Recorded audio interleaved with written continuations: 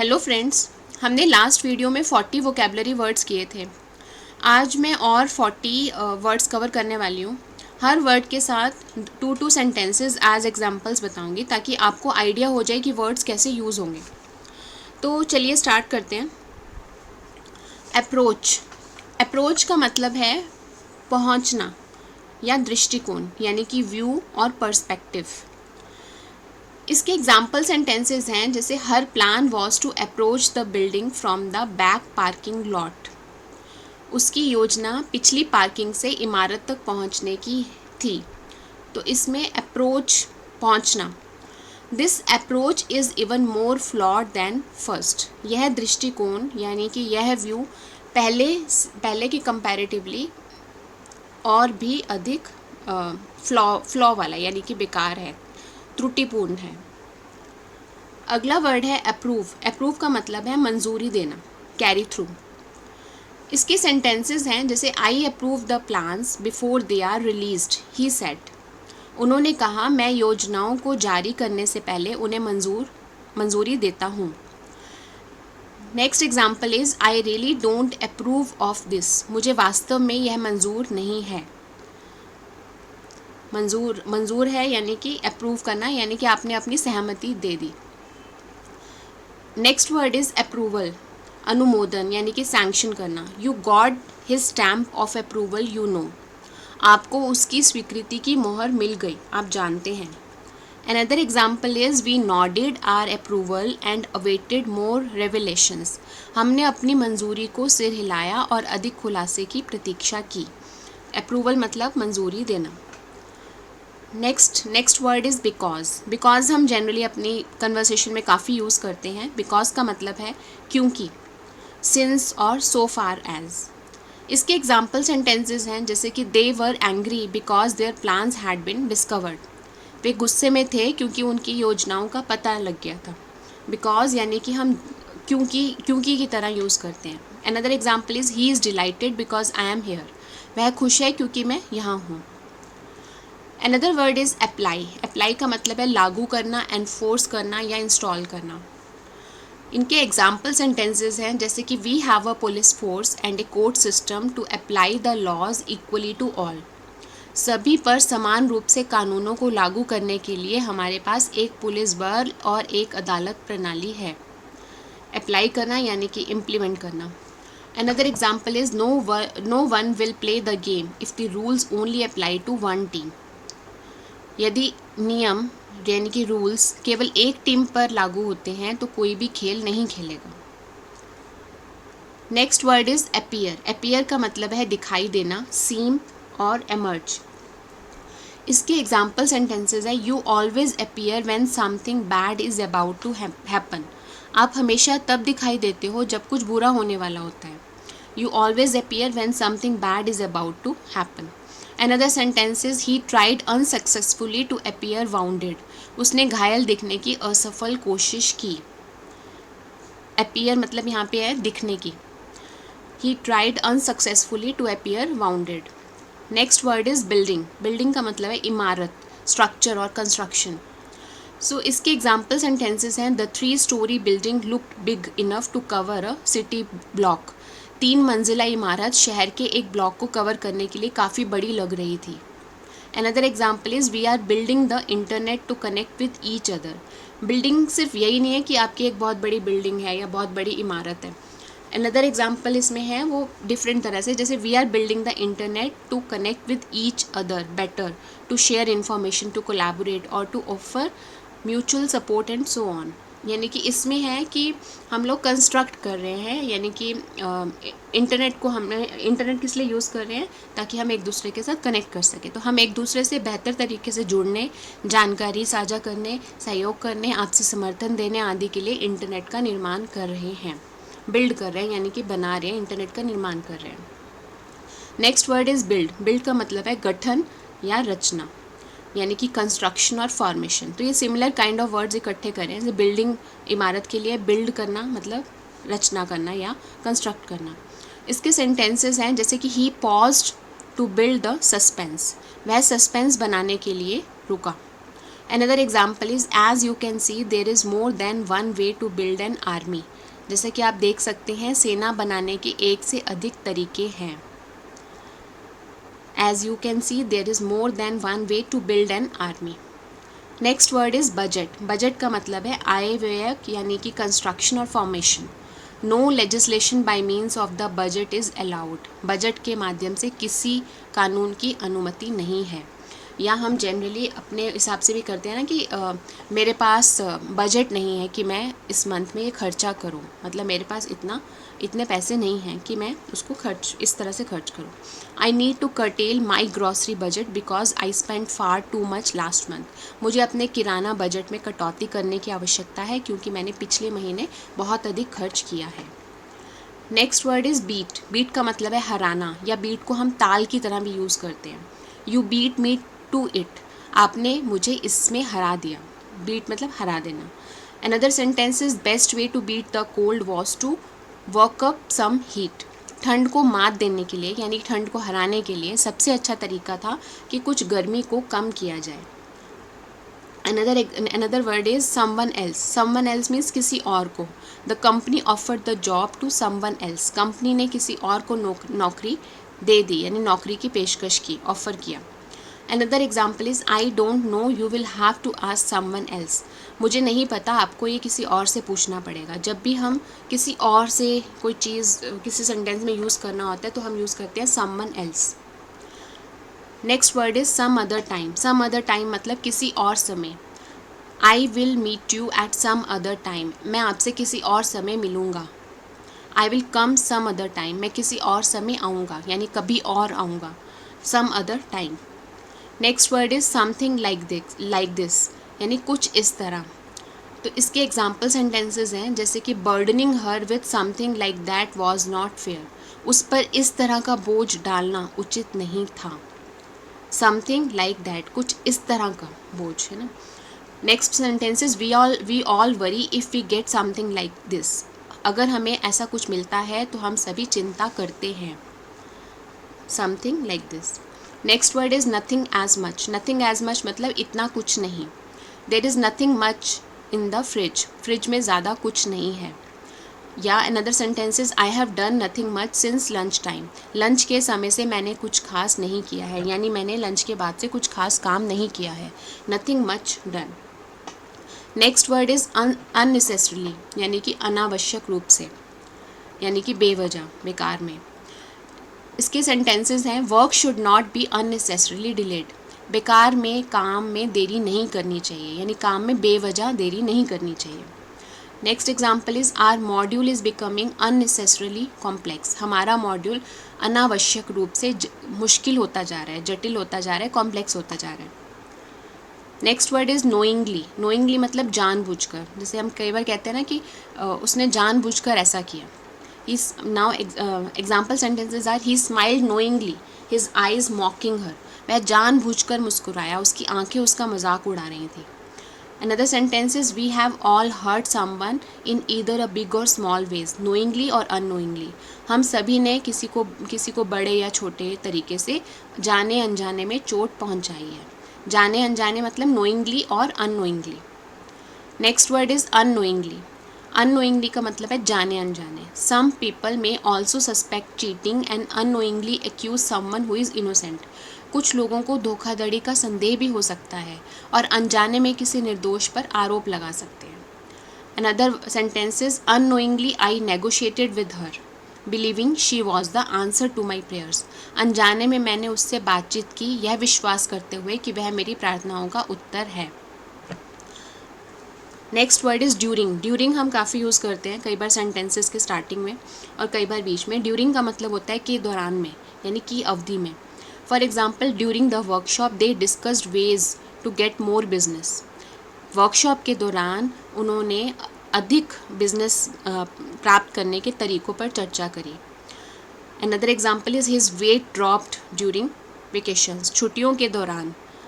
During मतलब दौरान उनका वजन कम हो गया. Next word is consider.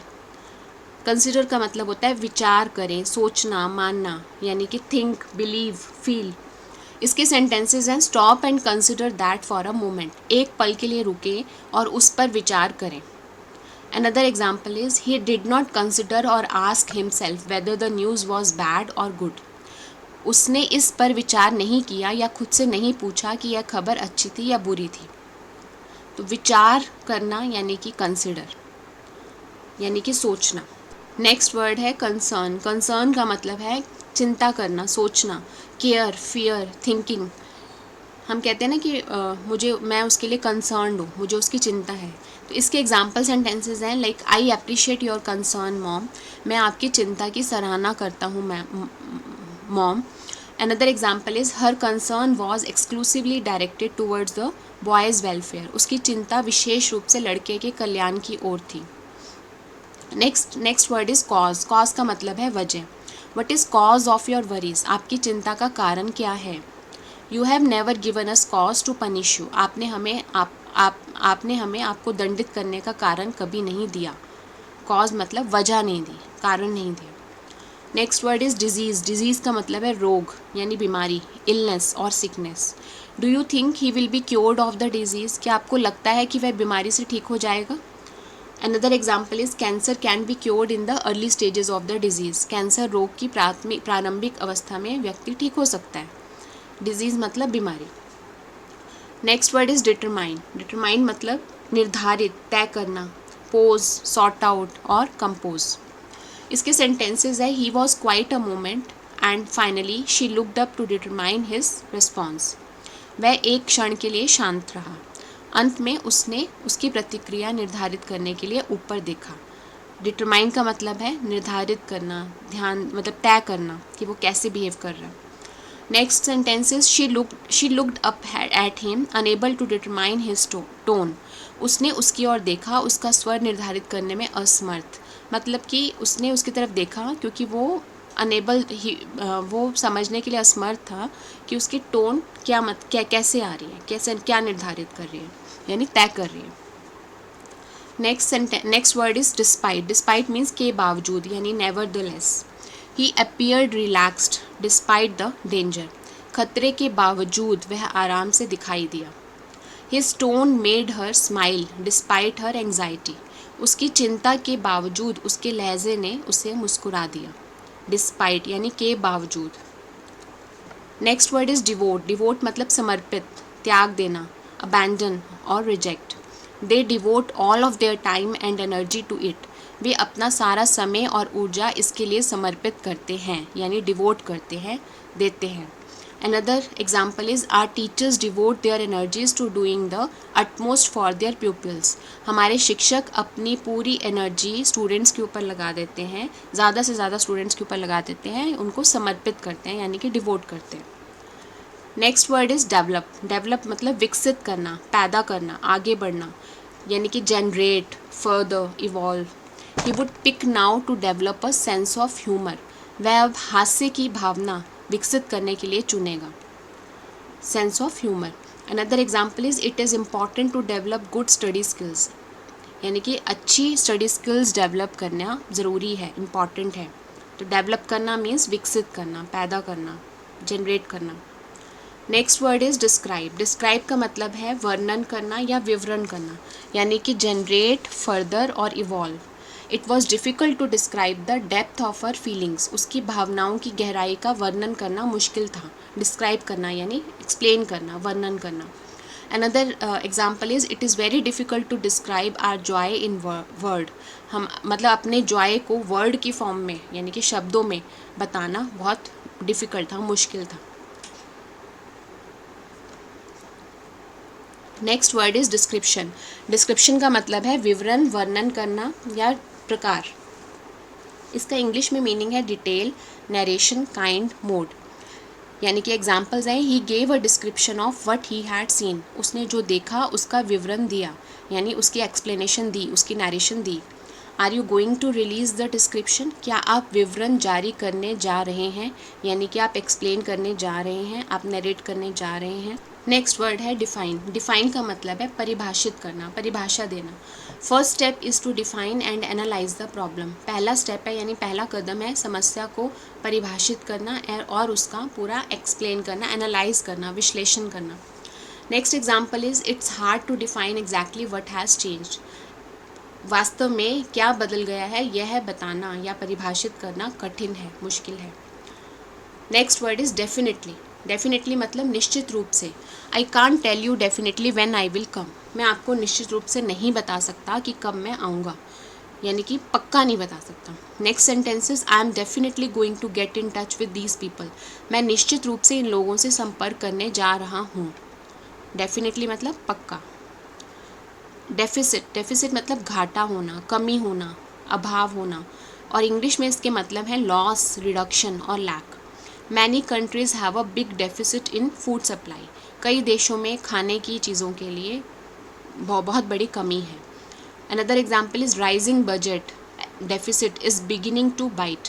बढ़ते बजट घाटे का असर दिखना शुरू हो गया है। डेफिसिट मतलब घाटा यानी कमी। Next word is decide. Decide का मतलब है तय करना, निर्णय करना या फैसला करना। इंग्लिश में इसका मतलब है फिक्स अप, ऑनर, जज। I hope you decide to take the job. मुझे उम्मीद है कि आप जॉब लेने का फ़ैसला करेंगे। डिसाइड करेंगे यानी फ़ैसला करेंगे। Can you decide what to do next. क्या आप तय कर सकते हैं कि आगे क्या करना है। Next word is decision. Decide और डिसीजन का क्वाइट सिमिलर तरह के वर्ड्स हैं। डिसीजन का मतलब फैसले को या निर्णय या विचार करना यानी जजमेंट और थॉट। इसके सेंटेंसेस हैं he makes final decision on things. वह चीज़ों पर अंतिम निर्णय लेता है, यानी कि निर्णय लेना।